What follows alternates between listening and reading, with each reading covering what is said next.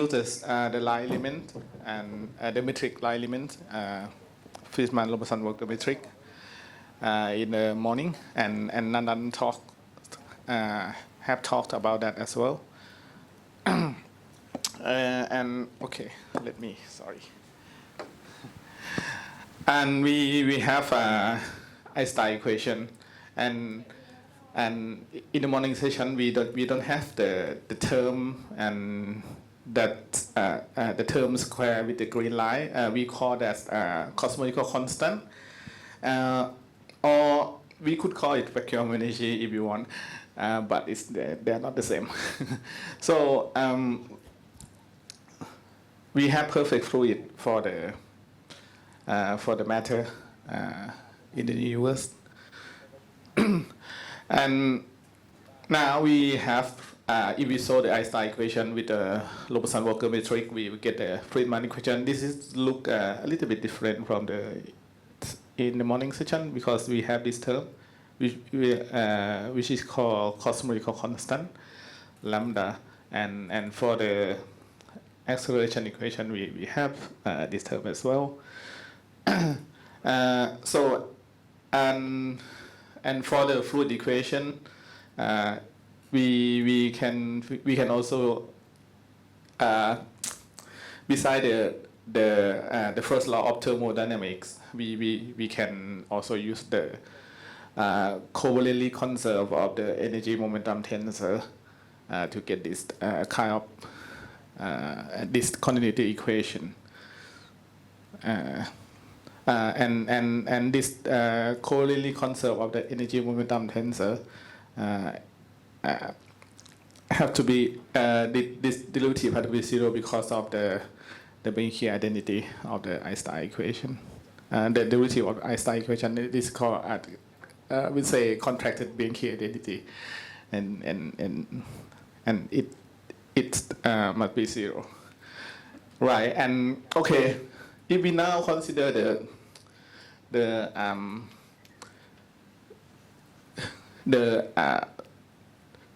type of matter, we have radiation, which have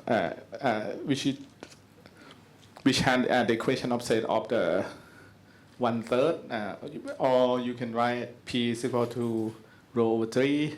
For matter, P is 0, is pressureless matter. For the vacuum energy, or cosmological constant, no, I would say vacuum energy. So P is equal to minus ρ. So it's right, and in general, P is equal to the W times ρ. So W is equation of state. So if we consider an Einstein-de Sitter universe, which is zero curvature and no lambda, we have this kind of evolution of the density and the scale factor will proportional to the T to the 2/3 1 part W. And if we insert the radiation equation of state, we get ρ proportional to A to the, we will see the ρ is dilute, and it's proportional to A to the, how to say, minus fourth. I don't know how to say it. Yeah, and from it we get that this kind of density evolution. All right, okay, we see this plot before, and we have the matter era between the matter radiation equality to this point, and after dark energy dominated, we call it dominated era. So today, present day is dark energy dominated era, and before that it's before the matter radiation equality, we call it radiation era or radiation dominated era. Okay, and we have this kind of density, and I will go fast. And we have the expansion of the universe. So If we have just only the matter radiation, we cannot get this this red curve because if the only matter in the universe can get just only this the orange and the green and the blue one. So the universe cannot be accelerated by this type of matter. So we have to include the dark energy in the Friedman equation. And then we can get the red curve, which should tell us that the universe is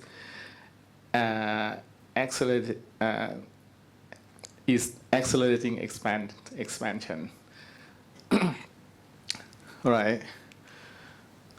Now, if we consider Hubble function, we have this term, the matter term. We have the cosmological constant. We have the curvature term. If you prefer flat universe, we just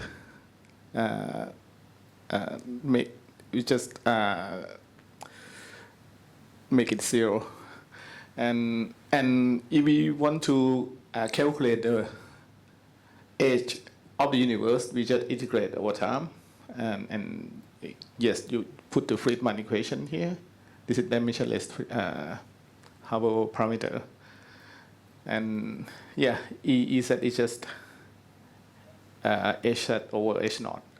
And then we can get the age of the universe is just 6.7 h over h giga-year. I think it's about just only 5.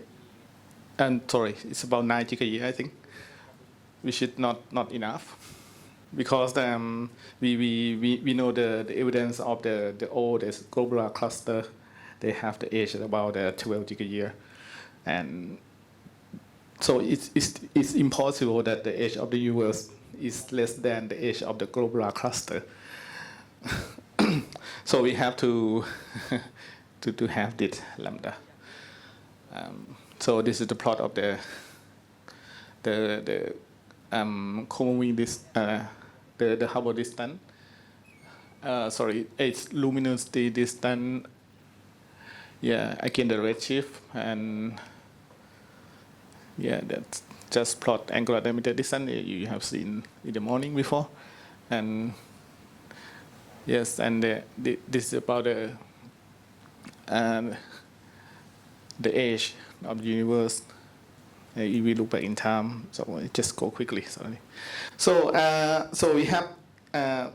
So basically, we have to have the cosmological constant or the dark energy term in the Einstein equation. So okay, we have cosmological constant, but if we consider vacuum energy as the cosmological constant, there will be a big problem because of the difference of the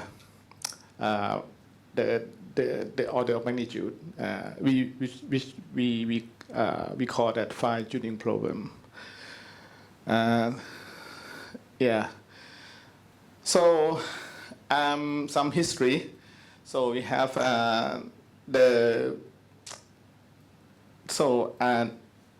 Nandan mentioned that okay, Einstein believed the static universe. So Einstein introduced the cosmological constant to achieve the static universe, but it's now become the term that driving the universe accelerate. Okay, and we used to have a steady state model of the universe as well, introduced by Phayao, and we believe that the universe is just create the particle and it's appear to be steady state. And after discovery of the CMB by Penzias and Wilson, and so this theory is just no longer anymore. We will no longer anymore. Okay. So why and this is the history of the cosmological model, and we have standard matter, just only matter, pure matter.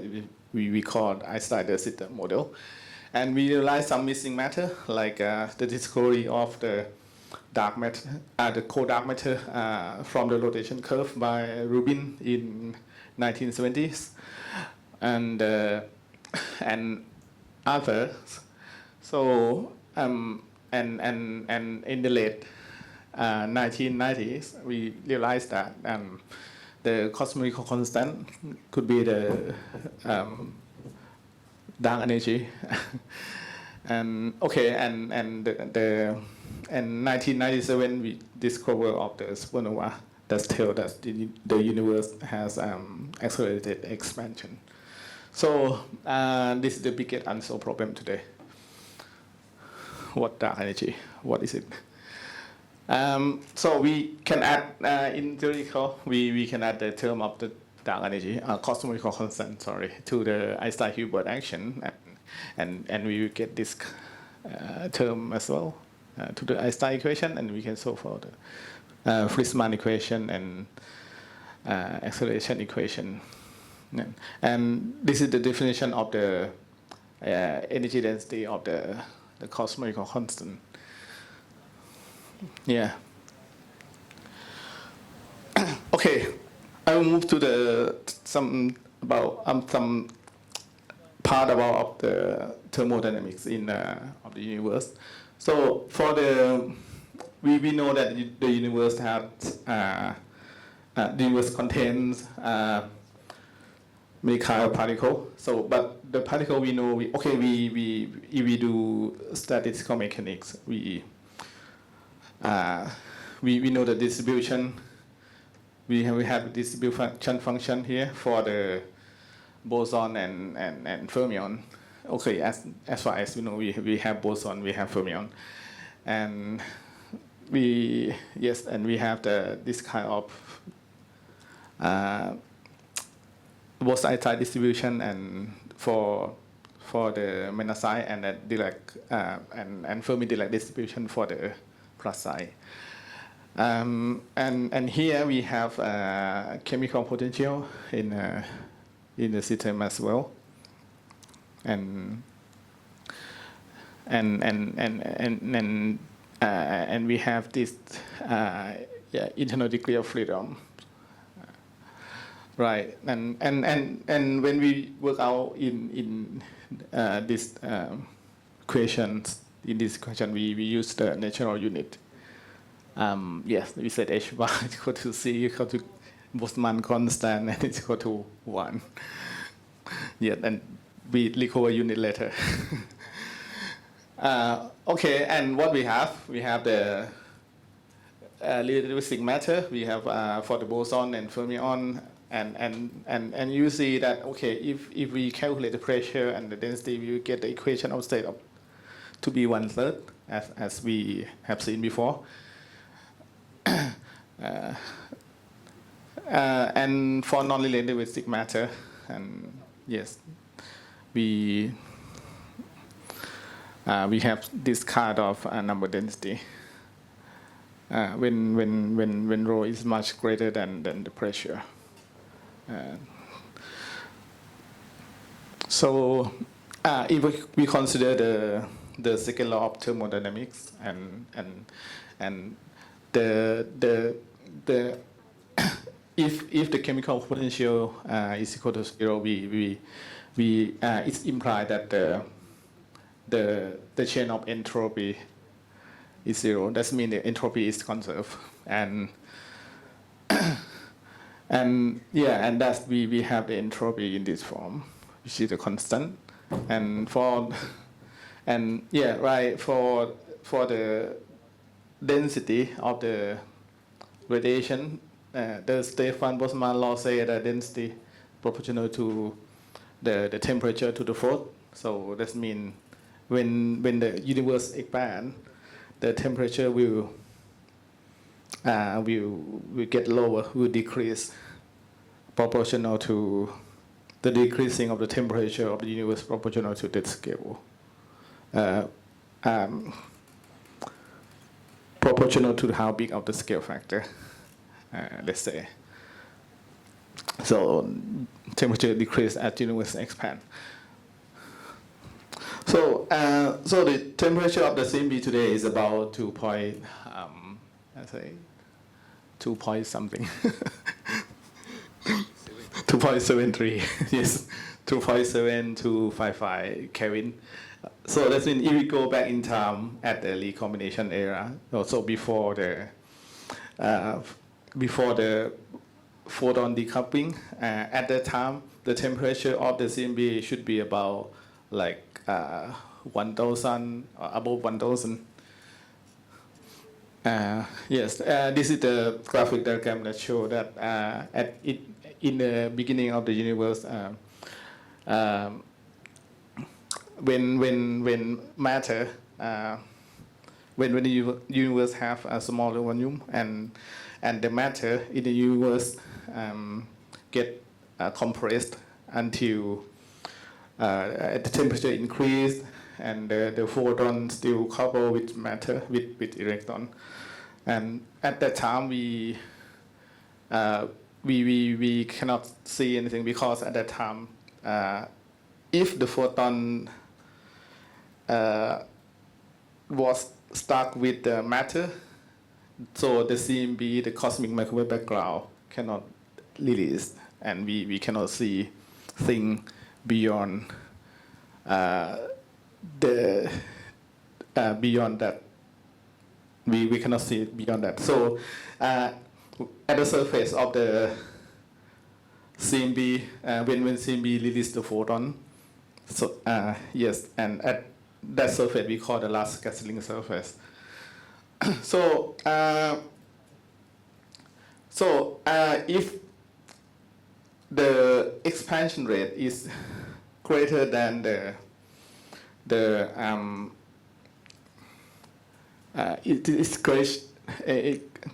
expansion is much greater than the. Sorry, I say something wrong.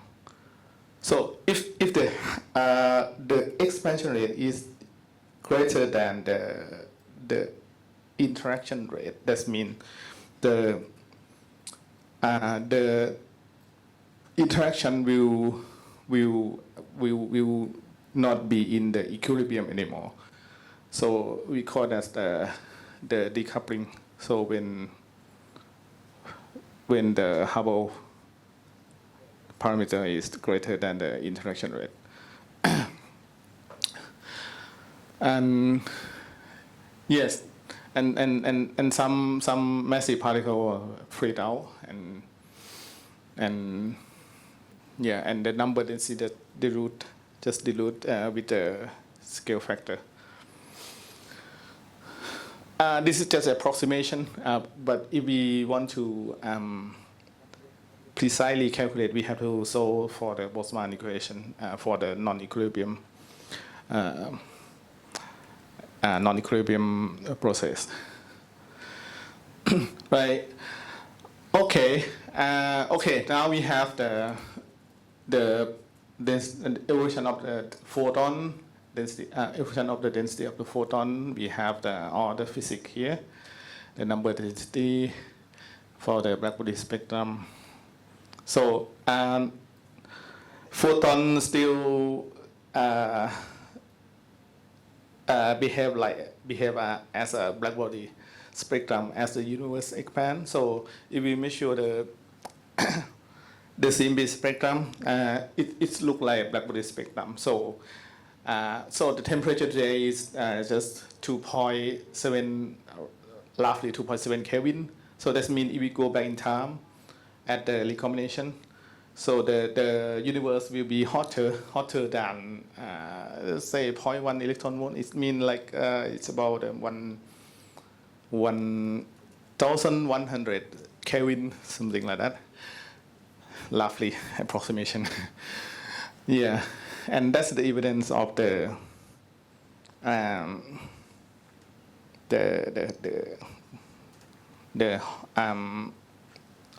hot universe at the early time.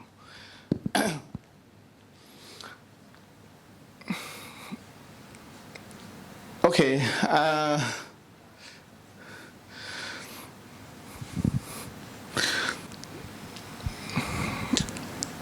Okay, this is the high temperature particle. This is if relativistic. So we have this kind of density. This is come from the statistical mechanics, and G, we put G here is just the total degree of freedom. So in radiation dominated era, we have got this this formula. So this temperature can be used. We can estimate the time if we know the temperature. When will this happen? This is something that I. Okay, it's just the chart, the cartoon of the particle. Okay, if we have high, if it's just the size of atom, the particle, we have proton, neutron, and quark, and so on. All right. Okay, this is some thermal history of the universe. So we. This is the recombination era when the photon release, photon decoupling this time. If we go beyond that, we will have neutron decoupling and electron-proton annihilation, and this time will be the time for nucleosynthesis, which is the nucleus will be synthesized in this era. And if we go beyond that, which I am not quite understand much, is quark-hadron phase transition and electroweak phase transition. And yeah, this is the time. So in here, the high energy, and when the universe cool down until here, and this is the time, all the time before recombination, and then we get the universe today. About this. So anything else you want to comment about this chart?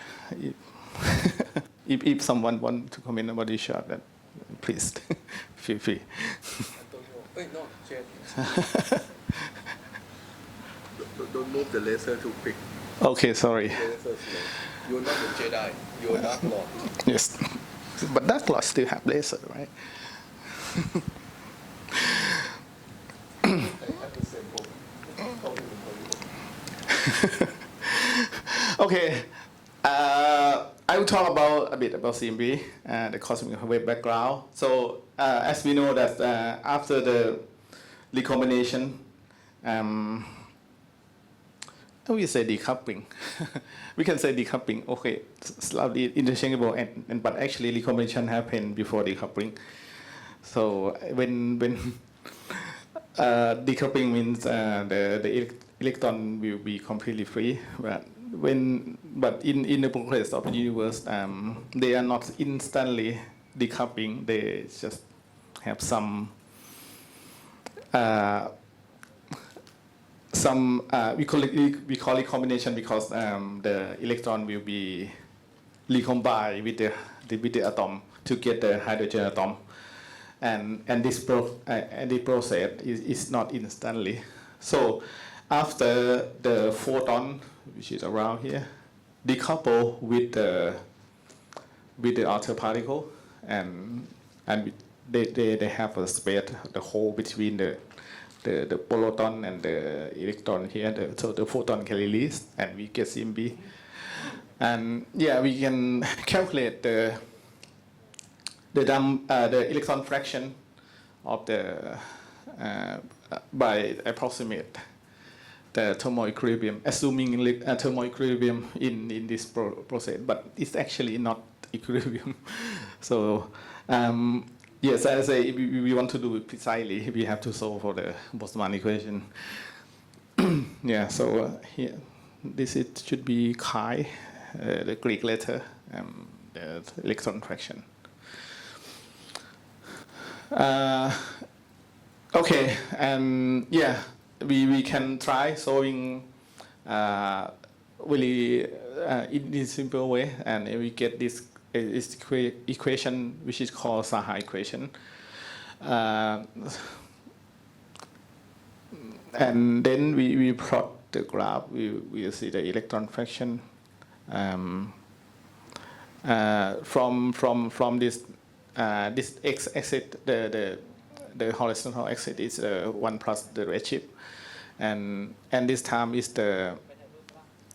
about the recombination.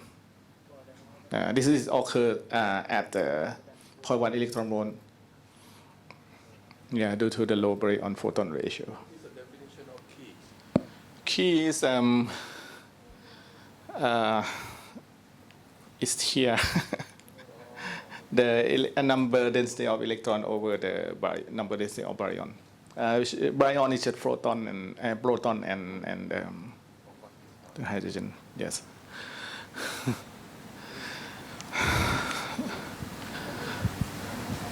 Okay, and yeah, and during decoupling, the Thomson scattering will became inactive, and the photon release. Yeah, we can use the Thomson cross section to calculate the quantity which we call optical depth. Optical depth, which is optical depth tells us that it's like if we see like suppose this room we have like a fog, and the optical depth tells us that okay how far we can see, and so if the optical depth is 1, that means it's the universe is transparent, but if it's 0, that means we can't see anything. So if we move through the fog, so the optical depth will be increasing. And another quantity we used to call we used to calculate the redshift at decoupling. I didn't show the equation here. It's called the visibility function or visibility probability. Okay, if we evaluate the peak of the visibility function, we will get the redshift at the recombination at the it's about 1090. It depends on the cosmological model, but lastly, if you change the cosmological model, this redshift doesn't change much. It's roughly about this, and yeah, that and this confirm and this confirm this physics confirm that we have the hot Big Bang before the CMB.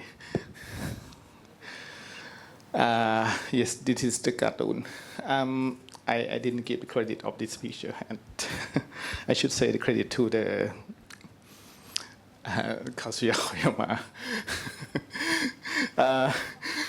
Okay, and yeah, this cartoon that show that okay, if we have atom, let's say we have helium atom, we have hydrogen atom, and this photon, and okay, if recombination happens, that means the atom, the light element can form, and the photon will be decoupled, and we see the CMB. And this is the black body spectrum, and yes, from the observed CMB. Sorry. Okay, can you just tell us more about when you say it's not thermonuclear, right? So why you have to use Boltzmann equation? Because the Boltzmann equation we have it's for non-equilibrium, right? Okay, I'm afraid that if I say something wrong or not, okay, we have the chain of the distribution function, and we have the on one side, and we have another side which is about the interaction. So if we have the chain of the distribution function, I don't know if I say something wrong or not. So that's maybe someone can explain why it tells us about non-equilibrium. Anyone want to help me? I ask because I don't really know. I have never really any answer, but I'm not sure. So I ask. So basically, I do that. I mean, but at some point I don't know the meaning yet. Any comment from you, Antonio?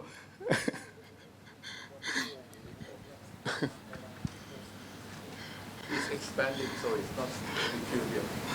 So when you say equilibrium, you have to have a well-defined distribution function. So, Yes. so Yeah. this has nothing to do with non-causality. But then I just doubt that because of expanding, that's why it's not equilibrium. Okay. See. Thank you. Okay. So today, photon is not in equilibrium as well, because they interact with the outer particle, but the universe is still transparent. For example, in this effect, when the photons in B go to the cluster of galaxy, and they increase the energy because of the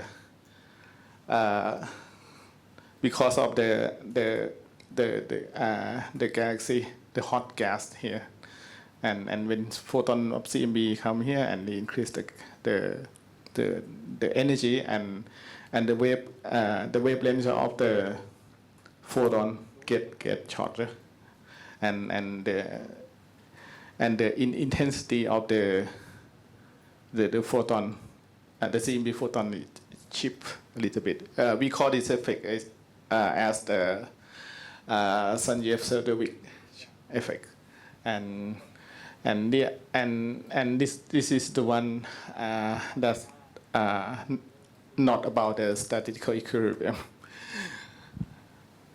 Yeah. Right. I think I have this picture, kind of cartoon, about reionization as well. It's almost finished. So reionization is it happens when and after the rapid expansion, and we have the dark age.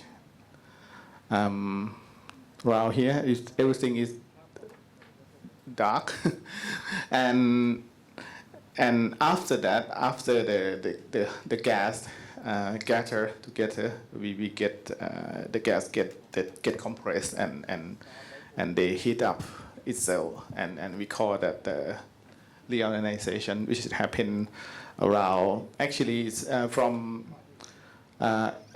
between 6 to 20, but Planck satellite predict about redshift 6, but I'm not sure that I don't know about the prediction of the JWST telescope, which predict something like younger galaxy, redshift 11, 13. I'm not sure that what happened to the prediction of the reionization era, and I don't know if we need new physics or not. And this is the universe is still transparent because of the hydrogen have lower energy, even if it's ionized. Okay, I think I will finish. and this is the last picture, and you can see the history of the universe. Thank you.